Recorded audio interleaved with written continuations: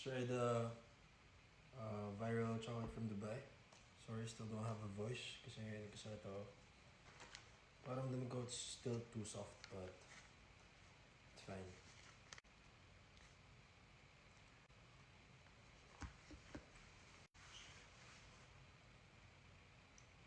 I'm trying to remember kung ano yung kalasa niya.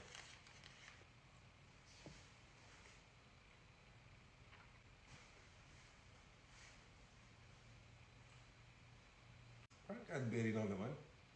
May hazelnut. Is it worth it? I don't know. Because it's a gift. What if you're paying 2,000 for this?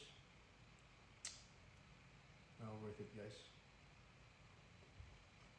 Last, si diet ako eh. Tsaka, may sore throat pa ako. But,